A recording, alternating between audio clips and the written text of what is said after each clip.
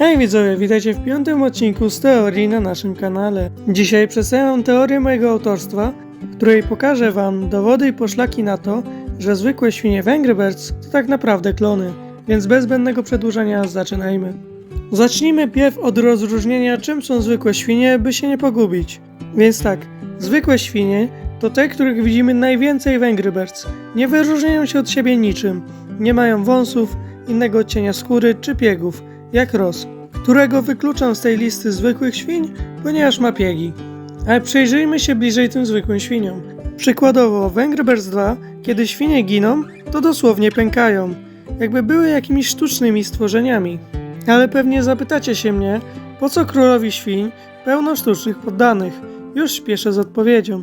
W Angry Birds Toons w odcinku Kolejne rodziny widzimy dwie ważne informacje dotyczące zwykłych świń. Nie mieszkają one tam w zwykłych domach, tylko w takich jakby pojemnikach, oraz że są wykorzystywane do ciężkiej pracy. I to ma sporo sensu. Mało to, zwykłe świnie zostały wykorzystane do zbudowania świńskiego królestwa. Ale spokojnie, one przynajmniej później uzyskały swoje domy, co widzimy w późniejszych odcinkach. Ale dobra, by klonować świnie, król potrzebowałby dwóch rzeczy: naukowca i DNA. Więc przejdźmy pierw do tego, kto stworzył świńskie klony. Cóż, w Angry Birds jest wiele świń, które pasowałyby na twórców świńskich klonów. Między innymi Profesor Pig, gdzie widzimy przykładowo w cutscence z Angry Birds Transformers, jak uczy świńskie klony o kostce, czyli jakby je wychowuje. Więc można by powiedzieć, że jest odpowiedzialny za ich początkową edukację. W końcu o tym mówi też jego nazwa, bo profesor to stopień naukowy. A kto jest wyżej od profesora? Otóż doktor. I bardziej wydaje się, że któryś z doktorów mógłby stworzyć świńskie klony. A w Angry Birds mamy 4 lub 5 doktorów, jeżeli liczyć doktora Porkmana, ale jego wykluczam z zestawienia, ponieważ on pojawia się tylko w Angry Birds Friends, w turnamencie Retro Games, w poziomach powiązanych z Soniciem. To raczej oznacza, że ma zerowy wpływ na świńskie klony. Tak samo wykluczyłbym Witch Doctor Pig, bo poza tym, że świńskie klony jej się boją, to sama w sobie nie ma zbyt za dużo wspólnego z nauką, a bardziej zajmuje się szamaństwem. Ale dobrze, przejdźmy do 3 doktorów, którzy są już nieco bardziej powiązani ze świńskimi klonami. Pierwszy z nich jest dr Frankenstein z turnamentu halloweenowego w Angry Birds Friends.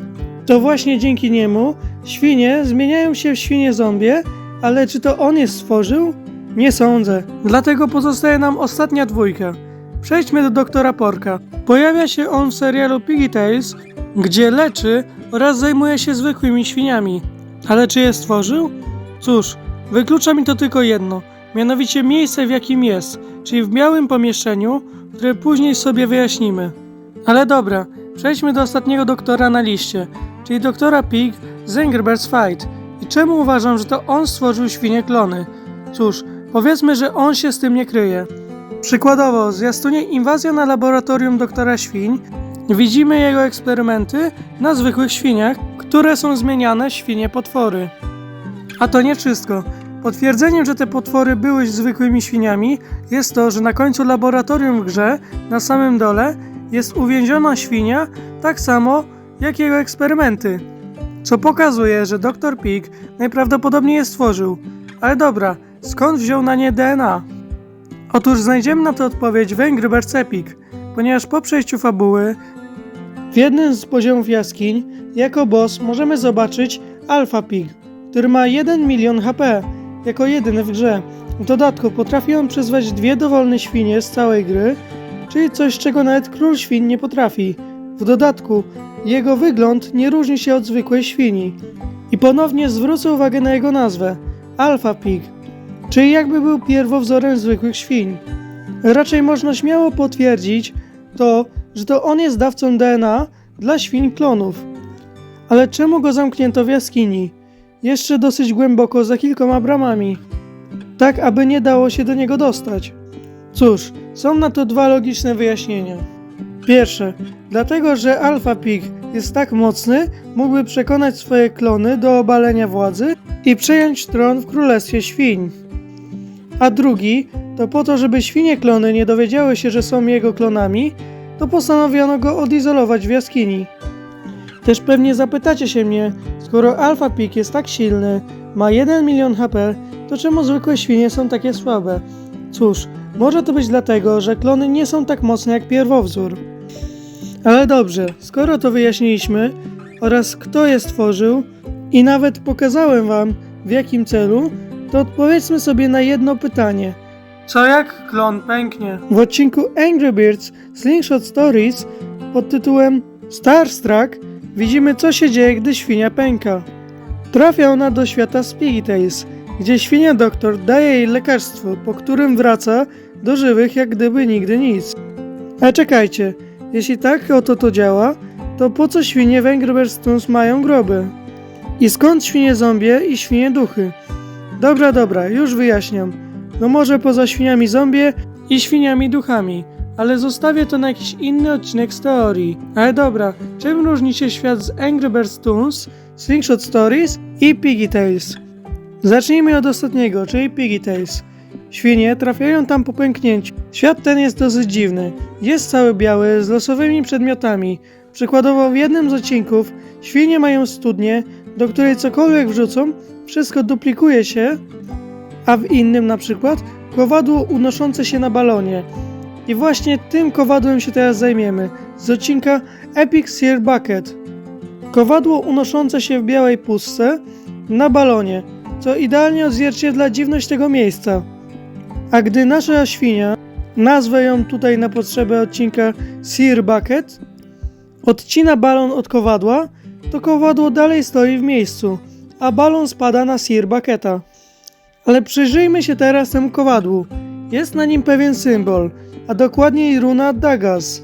Ten symbol oznacza odrodzenie, przejście między światami i to by idealnie się wpasowało w świat Spiggytails. Świnie nie mogą tam umrzeć, są niemal plastelinowymi ludzikami.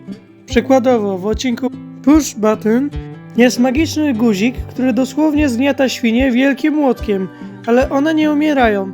Mało to, potrafią żyć jakby takie zgniecione świnki. Co pokazuje, że świat Spiggytails to jakby czystka lub raj dla takich świńskich klonów. Chociaż ja bym stawiał na czystkę. A dlaczego? Świńskie klony nie dokonały nic złego, a to białe pomieszczenie idealnie reprezentuje ich życie. Białe, niemal bezbarwne, pełne różnych elementów, które urozmaicały ich życie. Idealne dla nich do zabawy. Trochę jakby nawiązanie do ich życia w Angry Birds Toons, z czego Dr. Pork jest tym takim jakby ich strażnikiem lub nawiązaniem do ich stworzenia przez Doktora Piga. Takim jakby ich wyobrażeniem, połączeniem Doktora Piga i Profesora Piga, bo Dr. Pork jednocześnie się nimi opiekuje oraz zna ich anatomię, a także pomaga im się wydostać z tego świata. Więc tak, świnie mogą opuścić świat Spiggytails, gdy wypiją miksturę od Doktora Porka. I wtedy wracają do życia, co nie? Otóż nie. Cóż, one trafiają do raju, którym jest życie w Slingshot Stories. Zwykłe świnie nie widzą różnicy. Dalej mają kaprala świnie i formana piga, którzy nimi pomiatają, a poza tym reszta z nich normalnego życia w sumie jest bez zmian. Są ptaki, którym trzeba ukraść jajka, ale nie ma króla świń. Nie widzimy też, żeby gdziekolwiek kończyła się ich ta wyspa, na której żyją ptaki i świnie w Slingshot Stories. Mało to, świnie nie mieszkają tam w swoich domach, tylko po drugiej stronie kanionu. Wskazuje to, jakby to nie było życie, tylko iluzja. Ale dobra, co w takim razie robią tam ptaki, Foreman Pig czy Capral Pig? Cóż, jak mówiłem, to jest iluzja. Ale moim zdaniem ptaki, czy Capral Pig, czy Foreman Pig to aniołowie stróże, którzy dla iluzji przybrali formę ptaków i właśnie Caprala oraz Formana Piga. Przykład? Nigdy jednocześnie nie widzimy Formana Piga i Caprala Piga, co pokazuje, że to są najbliżsi aniołowie dla świń klonów. Za to w Angry Birds Toons są odcinki, w których widzimy ich razem.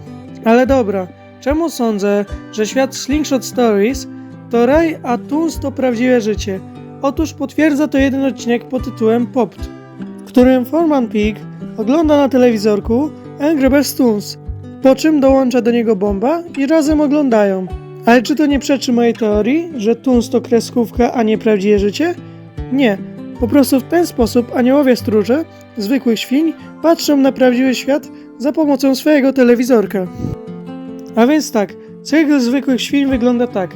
Najpierw na podstawie DNA z Alpha Piga są klonowane przez doktora Piga. Potem w przypadku incydentu śmiertelnego pękają i trafiają do czystki z Piggy Tales, a z czystki do raju Slingshot Stories za pomocą doktora Porka, gdzie jak zginą, to wracają do czystki, a stamtąd z powrotem do raju. I tak proces pośmiertelny zapętla się. Ale co z zombie świniami, świniami duchami, a także co gdy zginą inne świnie? Cóż, to już temat na inną teorię. A na koniec tej teorii chciałbym zajrzeć do Angry Birds Star Wars 2, gdyż tam mamy świńskie klony, co wskazuje nam na to, że klonowanie świń w uniwersum Angry Birds rzeczywiście ma miejsce, nawet w odległej galaktyce. Ale to by było na tyle. Mam nadzieję, że odpowiednio Wam udowodniłem, że zwykłe świnie z Angry Birds to tak naprawdę klony. Jeśli teoria Wam się spodobała, to zostawcie łapkę w górę, a jeśli chcecie poznać inne teorie ze świata Angry Birds, to koniecznie sprawdźcie naszą playlistę z teoriami, link macie w opisie. Tak samo, jeśli nie chcecie przegapić innych teorii na naszym kanale lub innych filmów o Angry Birds, to zasubskrybujcie nasz kanał z dzwoneczkiem. Oraz do zobaczenia w kolejnych filmach. Mówił Shade.